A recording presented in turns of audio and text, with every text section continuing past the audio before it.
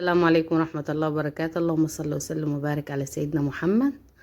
النهاردة جايكم بطريقة العكاوي، ودي أكلنا. عملت لهم فتة وشوية ملوخية.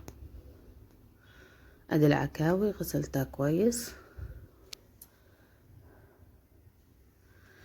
حطيت معلقة سمن وبصلاية كده وهشوحهم الأول، والكتل مشغلاه بالطريقة دي. العكاوي طعمها جميل، جربوها على الطريقة دي هتعجبكم. وما تنسوش تعملوا له لايك وتشتركوا في القناة. قلبتهم كده لغاية ما لونها غير، وحطيت لها المية الفايرة اللي هي في الكتل اهي. اكتبوا لي كده كومنت حلو، يا ريت يعني. طريقة العيش الصعيدي كان 200 وشوية مشاهدات، يا ريت ال200 دول يعملوا لي لايك، هترفعوا في القناة ان الكل يشوفها. كده قطعت بصلة بالطريقة دي وفلفل. ادي طريقة العكاوي وهي بتستوي في الحلة الضغط. ملح، فلفل اسود، شوية كزبرة، بابريكا، شطة، ده اختياري براحتك. بشوحهم كده شوية البصل، وبعد كده حطيت الطماطم واسيبهم شوية يدبلوا مع بعض، وبحطهم زي كده بالطريقة دي في الطاجن. وبحط العكاوي بقيت البصل برضو.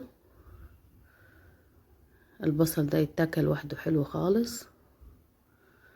استوت العكاوي، وادي بقيت البصلات. بس انا كانت سخنة عليا الحلة وانا ماسكة التليفون، فمعرفتش احطهم، ففصلت التليفون وحطيت بقيتهم اهو. اتلخمت ازاي عشان في ايدي التليفون. حطيت بقيتهم اهو، وحطيت شوية شوربة وهحطهم في الفرن. وزي ما انتوا شفتوا شكله في المقدمة.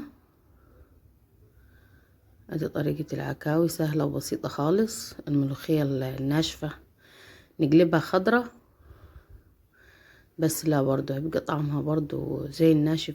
طريقة الملوخية الناشفة عادي. كلام كدب ان هي تبقى زي الخضرة، لا طبعا. ادي الثوم حطيت الاول الثوم شوية طماطم، حطيتهم على الشوربة بالطريقة دي. ادي طريقة الملوخية بعملها اللي هي الناشفة.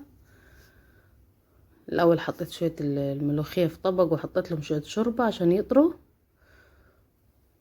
بعد كده عملت التومة بشوية طماطم، وبعد كده الشوربة حطيت فيها الطماطم، وادي الملوخية حطيتها، وحطشلها بتومة تاني في الاخر.